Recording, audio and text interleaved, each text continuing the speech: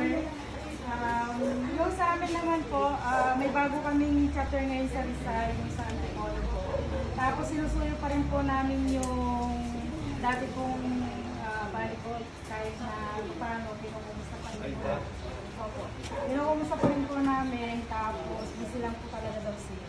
And yung sa ano po, may bago kaming ano kanina, dun kila Prime Power. Yes, si Madonna na lang daw po niya talaga ang inaantay kasi masabi silang busy. So sabi ko po, pupuntahan ko sila kahit na anong oras, kung ano, sabihan na lang nila ako kasi medyo marami din po sila doon. Totally nakapilap na po sila ng mga form. Tapos may mga guardians din po daw dati doon na gustong magpadap din daw sa atin. Na nangungulit na daw po talaga sa kanila.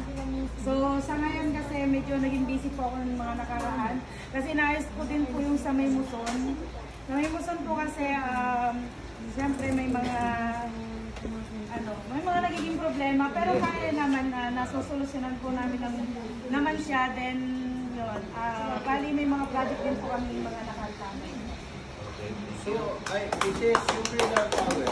Verification lang. Yan yung doon sa may boundary ng Pasig at saka ng... doon sa may tulay. Okay. So, kailan ka? May